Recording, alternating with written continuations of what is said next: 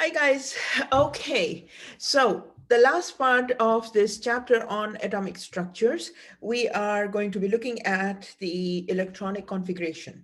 Okay, so first of all, let us revisit what do we know about the atoms. So we know that in the middle of the atom is the main bulk of the atom, which is the main weight of the atom, and that is contained in the nucleus. The nucleus is made up of protons and neutrons. Protons positively charged. The mass is 1.007 atomic mass units. Neutrons are neutral. The mass is slightly bigger than the protons, and that is 1.008 atomic mass units. Okay, so they are in the center of the atom. All around the atom are the energy levels, which in the past were called orbits because we equated the structure of atom to that of the solar system. So in the past, you would also hear the word orbits, but really these are the energy levels, and they're also called shell commonly. Okay, in each of these shells, there is a certain number of electrons, okay, certain number of electrons. Now, all that has been mathematically, proved by Schrodinger's equation, and there are so many other, rules and laws that go with that. So we're not going to get into those details, but all we know here is that the electrons, negatively charged, their mass is so small that pretty much negligible. It is 0.00055 atomic mass unit. They revolve around the nucleus. They are attracted to the nucleus. The electrons are negatively charged and the protons are positively charged. So anytime there is a negative and positive, there is going to be attraction in that in those species. Okay, so they are going to be attracted. So electrons are going to be pulled by the nucleus, and that is called a nuclear pull. Okay, so next is the electrons are also rotating or spinning on their axis, just like the Earth is spinning on its axis. So the electrons are also spinning on their axis, and the spin is clockwise and anti-clockwise. The electrons also exist as waves, and the electrons exist as particles. So there is a dual nature of these electrons, and this is the reason, why they are able to survive this attraction of the nucleus and still maintain their distance from each other. And also remember that negative and negative species, or positive and positive species, there is going to be repulsion in these. Okay, so they are going to be repelling. All right, so now we see that these electrons, they are around the nucleus in certain energy levels. And because of their motion, they have kinetic energy. Kinetic energy is the energy of motion with which they are moving. So our main interest is the electrons that are present in the absolute last energy level, which is the valence shell. Also, it is called a valence shell, and this outermost energy level contains the electrons which are called the valence electrons. Now, why are we interested in valence electrons? We are interested in valence electrons because they are the ones that form the bonds, ionic bonds or covalent bonds. It's the valence electrons. Okay, so yes, this model that you see here was good enough for very small atoms, hydrogen, helium. So Bohr's, this is a Bohr's model. But as we came to know of more and more atoms, we found that the Bohr's model doesn't hold good, because as you add the electrons, these electrons in a 3D model are, the energy levels, they shift. So there seems to be an overlap in the energy levels, as they go further away from the nucleus. So further away you go from the nucleus, the one that is in the last, the electrons that are in the last energy level have a very high kinetic energy, means they are able to easily leave. The nuclear pull is very less in the last energy level. So as the nuclear pull decreases, that changes everything. So now what happens is that the electrons, they overlap each other in the energy levels. Like the energy levels, they're overlapping. So there is an energy level that is more attracted to the nucleus. That is, means that it is going to have less value, and the energy levels that are further away from the nucleus, they will have more, like, more energy, more, the value is going to be more. So we call these energies have been quantized. Okay, these energy levels have been quantized. Quantized means there are formulas, there are equations which quantify, and it's very interesting. These energies, we know exactly how much energy is in the first energy level, second energy level, third energy level, and the information on that comes from light. Okay, so that is more to on that light later on, but let's look at this. So in this situation where all these electrons are, overlapping, further away from the nucleus as you go, it's hard to, we want to quantify, we want to know where they exactly are, what is their placement. And on top of that, they're existing as waves and particles, so that makes it even harder. So, but still, we want to have some way of determining, okay, the probability of finding the electron is maximum in this particular area, you know that probability, we can only say that because electrons are all the time moving, right? So we can only say, okay, the probability is that 100% sure we are going to see the electron at some point of time in this particular spot. Okay, and then there are other rules also. This is beyond the scope of this particular chemistry course, but we are going to just look at it here. So just like you are trying to locate a person, this is exactly you're trying to locate an electron using the system of electronic configuration. So just like a human, if you want to find a location of a person, you should know what city that person is in, what street, what is the name of the street, what is the number of the street, what house, or what's the house number. Is it a 1-bedroom house, a 2-bedroom house, a 3-bedroom house? Is this person living alone? Is it living with a roommate? So all this information is needed to find the location of this individual. So same is the case for the electrons also. We use the same methodology. So here you see on the screen, give me 1 minute here and 1 minute to make this a little bit bigger. Okay, so you see that on the screen, you see that the city equates to shell, the streets equate to subshell, the houses equate to orbital, and the electrons equate to people or persons. Okay, that's one thing. Next is, just like every street has, like in a city, there are, a city can be a very big city, city could be a small city, right? City could be like just an outskirt, suburban cities, or a village or something, so every street or city, or even it's a small town, or a little, village, there is still going to be some streets. So what is the name of that street, or how many streets are there in the city? So that defines how many subshells there are in the atom. Same is the case orbital. Just like we want to know, okay, fine, we know this particular city has so many streets, and so many names of the streets are so and so. Then what about how many houses are there or in each street? And are they big houses or small houses, an apartment complex, a duplex, or is it like a mansion? How many houses are there? So that determines, the orbitals, and then the number of electrons. So let's look at it here. So the way we call it, we use the system in which we say, okay, shell number one is the main city, let's say, and it's like, maybe it's a small city. So how many streets are there? One. Name of the street is going to be 1S. Okay, and okay, in that street, how many houses are there? One. What is the name of that house? Or in other words, what is the name of that orbital? This is 1s orbital. So you see, here's an interesting part. The name of the city and the name of the orbital is the same. So that's a good part. Okay. Now, just like in a small, so it's a small place, a small city with a small, like just one street, and there's only one house, and generally two people can live in one house. So the maximum number of electrons that can live in an orbital is 2. Okay, so total electrons maximum can live in 2.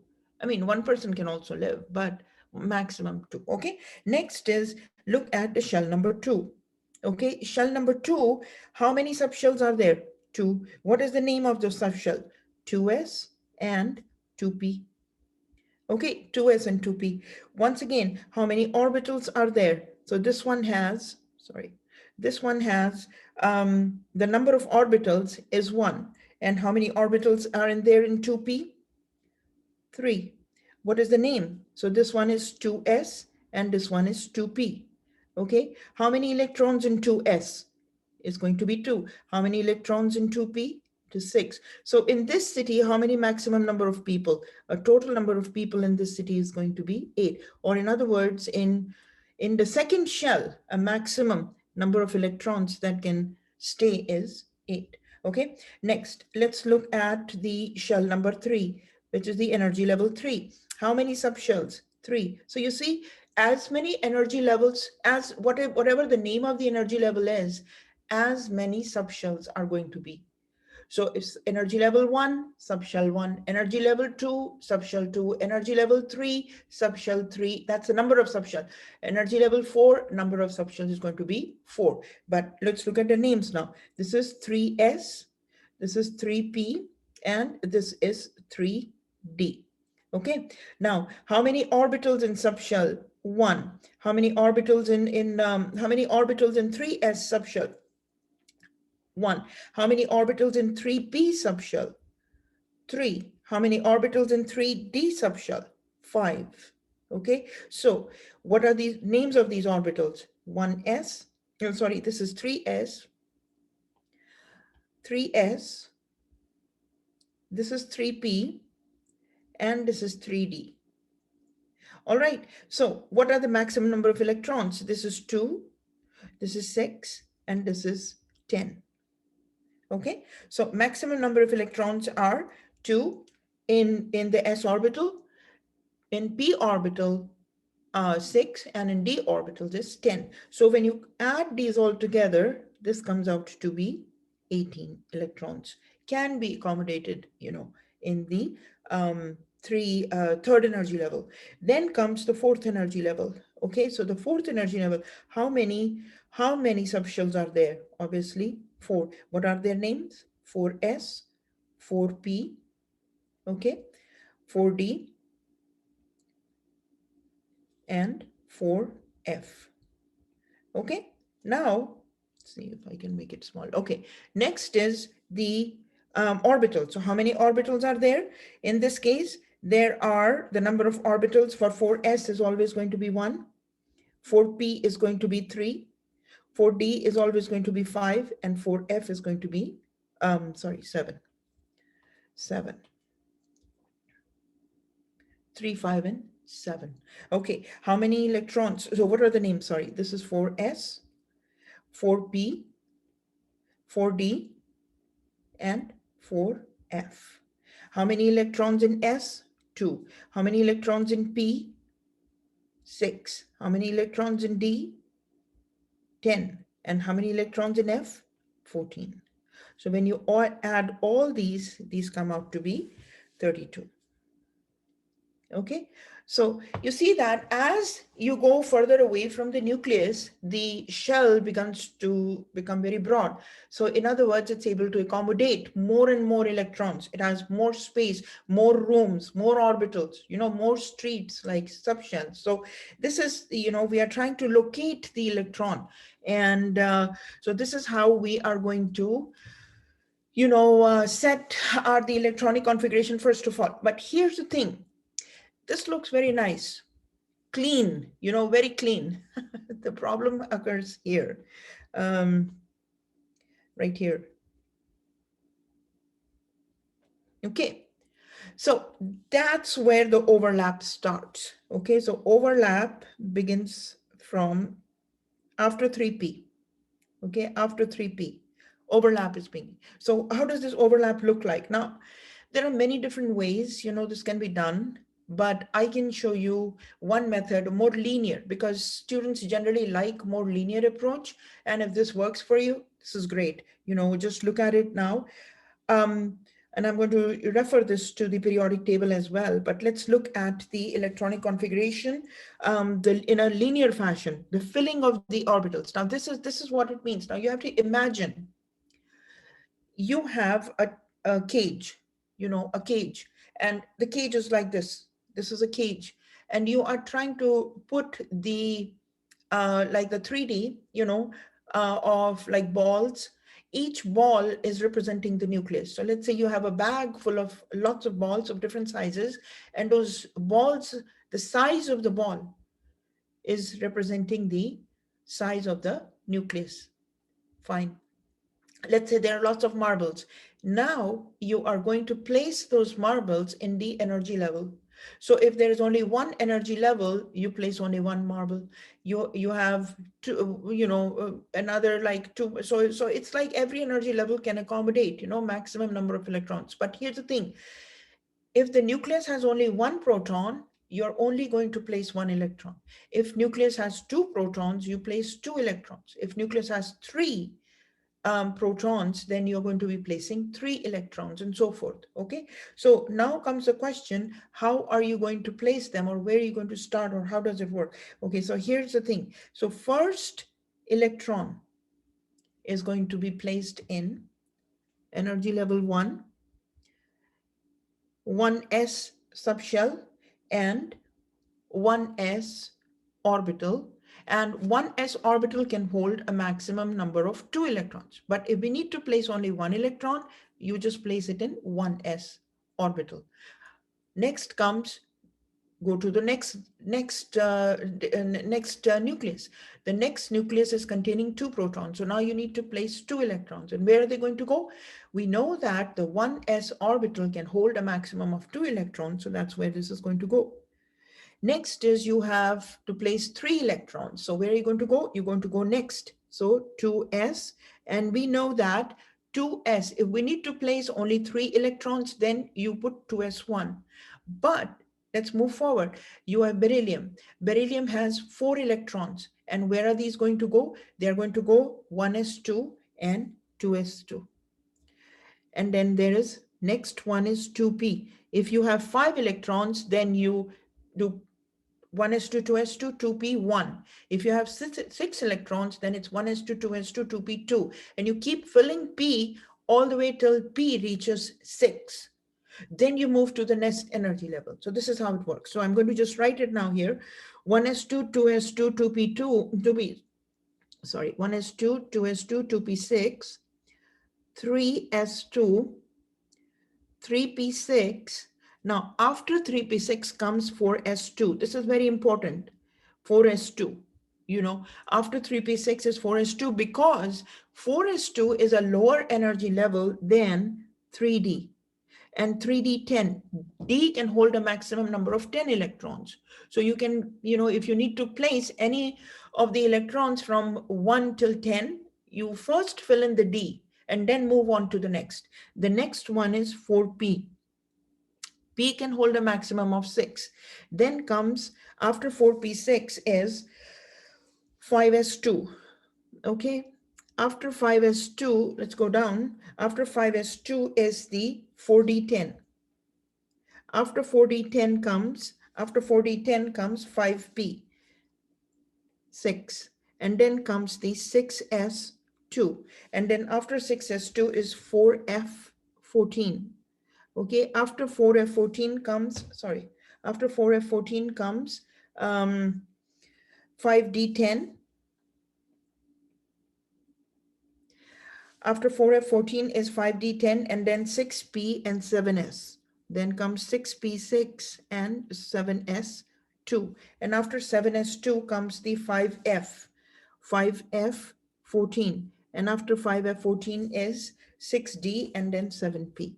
6d, 10, and then 7p, 6. And so we can stop here. So just keep this in mind that, this is coming from there, from the top. Okay. So this is coming from here. Okay. Now you're going to see it, different ways that this can be done. But another way this can be done is one is this linear fashion. So sometimes students just memorize it. Okay. And that's one way of doing it. Another way of doing it is just looking at a periodic table. Okay, so here you are going to identify the placement of the element. Now, where is that element in the periodic table? Let us say, for example, you have, let's look at nitrogen. Nitrogen is second to 3. So here is nitrogen. Let me just color it a little bit. Here's the nitrogen. 1, 2, 3, 1, 2, 3. Right here is the nitrogen. The one that I put green is for nitrogen. Okay, so here is this nitrogen, the one that is posted as green in the periodic table. Now, what is the location of this nitrogen? So the nitrogen is present in, so if you look at this periodic table, there are columns and there are rows. So you see these rows, these are the rows. This is the energy level, energy level. These each represent the energy levels. So energy levels, or these are also called as shells, okay? Then comes the group number. So if you see group number 1A, 2A, then there is 3A, 4A, 5A, 6A, 7A, and 8A. Okay, so these also signify the valence electrons. How many electrons are present in the last energy level or the last shell? So we see in group 1A, there is one valence electron. Group 2A, two valence electrons. Group 3A is three valence electrons. And let me just make it a little bit bigger so you can see it like that. Okay, so 3A is three valence electrons, 4A is four valence electrons, 5A column is five valence electrons, 6A is six valence electrons, 7 is seven valence electrons, and 8A is containing eight valence electrons. Okay, so this is one piece right here, and let me just write this down here, that these are the group numbers, and these are the valence electrons. Okay, now, so we looked at nitrogen now. So where is nitrogen present? If you look at it, nitrogen is present in the second period. Okay, nitrogen is present in the second period. And what column is it present? It is present in the fifth, 5A group. Okay, that's one thing. Second thing is, don't miss these blocks. This is the S block. These are the blocks. So don't miss these blocks. So S block, D block, and P block. So this is present in the P block. So identify that particular atom in the periodic table, period, block, and the group. Next thing we're going to look at is so we kind of know that it is the five electrons it is going to have, which are going to be its valence electrons. Okay, now this is all fine, but where are you going to stop? Like, how do you identify where you stop? So it is the second period, P block, and in the P block, which column? It is the third column. Okay, so this is going to be the last electronic configuration where you stop, basically, when you do this thing right here, what you see is the bottom, you need to stop somewhere, and fine, you stop based on how many electrons you need to place in the, in that configuration. But if you know at least, where you need to stop, this is where it is. So 2p3. So 2 represents the, let me just get that. 2 represents the period or the row or the shell or the energy level. So 2 is the shell. The p is the, orbital, 2p orbital basically. And then how many electrons? We know that p can hold a maximum of 6, right? So how many electrons we need to place? So this tells you the number of electrons. Okay, so now let's start doing for nitrogen, or rather let's start doing it for, I'm going to do it for, all of these. So here you have hydrogen. Yeah, so let's start it from here. Lithium has 3 electrons. Then you have beryllium, which has 4 electrons you need to place. Then you have boron, where you have 5 electrons you need to place. Then you have carbon, 6 electrons, nitrogen, 7 electrons, okay? Oxygen, 8 electrons, right?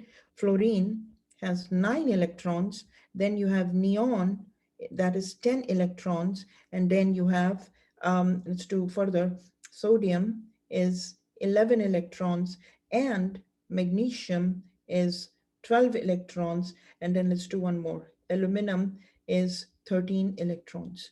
Okay, so now let's start doing this. Lithium is Lithium is, we need to place 3 electrons. So how are we going to place them? 1, S2 and 2, S1. Okay, so 1s2, 1s2 and 2s1. So if you count these electrons from here, 2 and 1, these are these electrons. When you count, this is total going to be 3. Okay, and that's where you stop. Now, another way of showing this is if you look at lithium, lithium is present in the periodic table. If you look at it, lithium is present in the second period right here, and it is in the first column, right? It is present in the first column, and or in other words, in group 1A, and group 1A is the S block, right? And the first column is S1, the second column in the S block side is S2, okay? So this is what it is. So 2S1 means the second period, the second period, the second row, and then S block, and then this is in the first column, or group 1A, and I'm going to just put this on the S block side. So let's put this here, S block and group 1A, okay? And then second, how do I put this here? Second row or period, okay? So that's one thing. Besides that, this one electron, this means that there is one valence electron. And so for the valence electrons, I'm going to put it as VE. So this is one valence electron. Okay, this means that. Okay, let's move to the next one now, which is beryllium. Beryllium is 1s2, 2s2. Now, if you look in the periodic table, you're going to see beryllium is present in the second row, and it is on the S block side, and it is in group 2A. And so the valence electrons are going to be the valence, just keep the one pen here, sorry. So this is one valence electron, this is 2 valence electrons. Okay, now comes boron. Boron is 1s2, 2s2, and 2p1. Now here's very interesting. Now boron is in the P block. Just look at it in the periodic table. You will see it that boron is present here. Let's put it in a different color. This is where the boron is. This is where the boron is, okay? So boron is present in the P block side, so that is why it's ending in P. And 2 in the second row, that means it's in the second, like it has 2 energy levels, okay?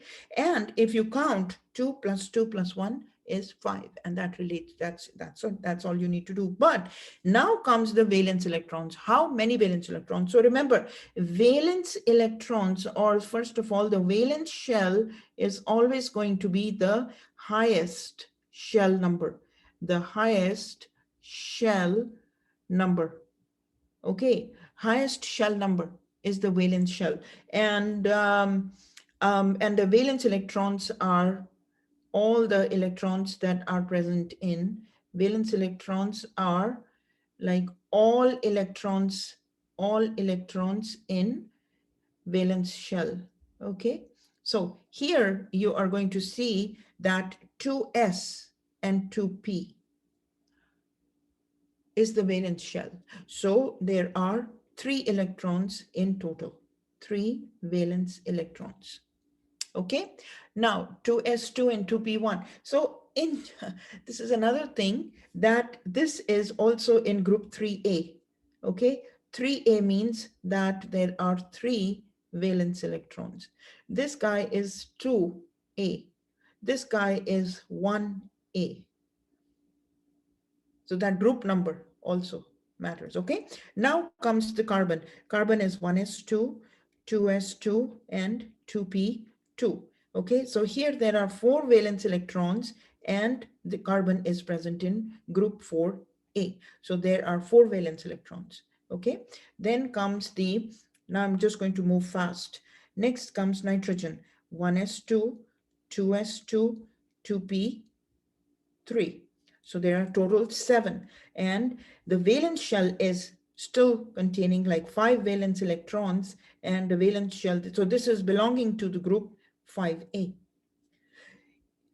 Oxygen is 1s2, 2s2, 2p, 4. So this is 6 valence electrons and belonging to group 6A. Fluorine, 1s2, 2s2, 2p, 5. Okay, and that is 7 valence electrons belonging to group 7A. Then comes neon. Neon is 1s2, 2s2, 2p, 6.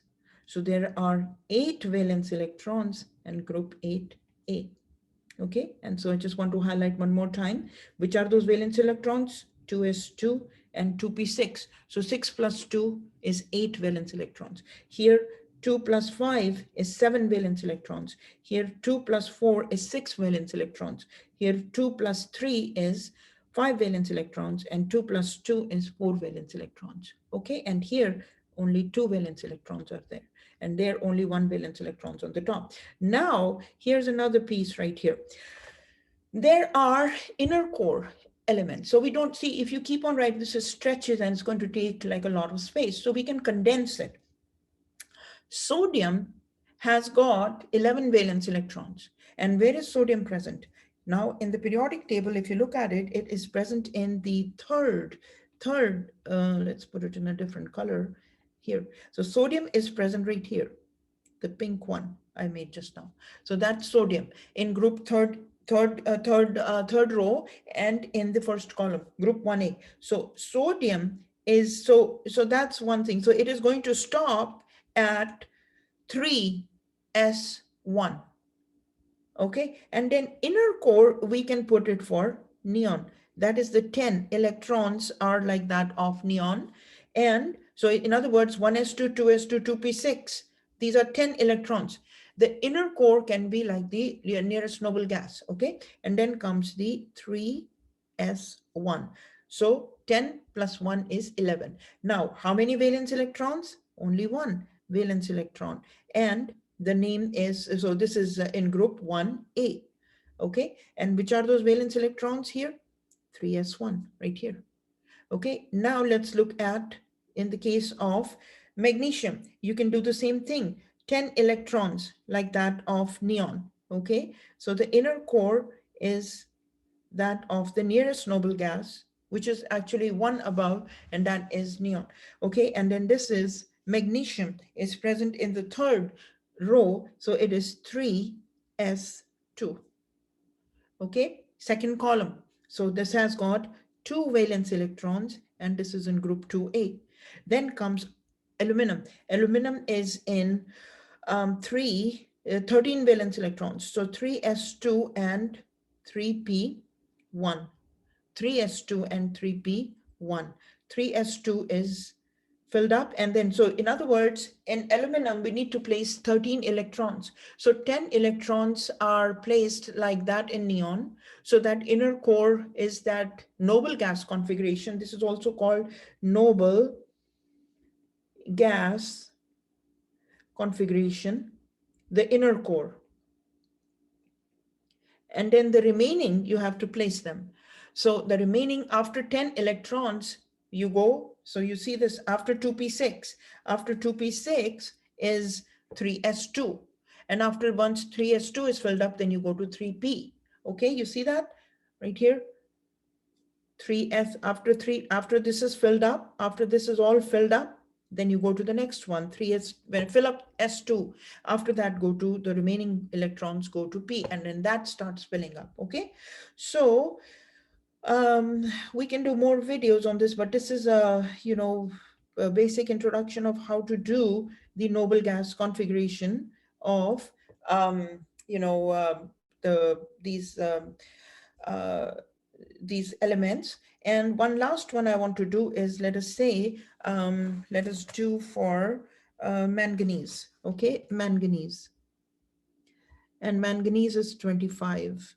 Okay, so this is the D block. So where is manganese present? Manganese present in the fourth row, which is fine. It is present in the fourth row or the fourth period, and it is present in the D block. And in the D block, where is it? Which column? So 1, 2, 3, 4, 5. It is present in the fifth column.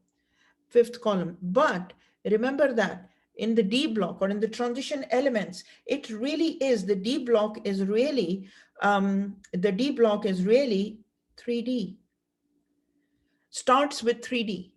And then the next row, so this is here is 4, this is 4, but the starting is it starts from 3D after that. And then next is 5, this is 5s, but then it starts with 4D. Okay, so that's why it's like the transition elements are like one energy level behind. Okay, so now we are going to look at manganese. So here you have manganese 25, and so 1s2, 2s2, 2p6, 3s2, 3p6, 4s2, and then 3d5. Now, how did I know 3d5? Because I know it is in the third 3d, it's in that transition element, the third 3d column, the 3d column, and it's in the fifth column. So you stop there. But there's also another little cheat sheet. The cheat is that here, if it is 5, then usually it ends in 5. So that's another thing. Okay, so here what do you see is that now, if you want, or if there's a question here, condense it into, write a noble gas configuration. So now you're going to look at the nearest noble gas, which is like a one above. So I think it is argon. Argon has 18. So if you look at it, all these 18 electrons, 1s2, 2s2, 2, if you count these, so 2 plus 2, 4 plus 6, 10 plus 2, 12 plus 6, 18. So the inner core is that of argon. So in other words, this means that if you were to strip magnesium of the 5d electrons and the 2s2, 4s2 electrons, if you remove them, the inner core is going to be that of argon, and it's going to be very difficult to remove electrons from the noble gas. I mean, you can, but you just have to change the, make the conditions more rigorous. So now we can also write it down: 4s2 and 3d5. Okay, now comes the question. Fine, this is the D block, but where are the valence electrons, or how many valence electrons are there? Okay, so valence shell is always going to be the one with the highest shell number. So always keep that in mind. Highest energy level or highest shell number is the valence shell. So which is the highest shell? Which is higher? 4 is higher or 3 is higher? Yes, energetically, 3D is more energy level, but just numerically, So this here, we are just going to look at the numerical value. So numerical value. And the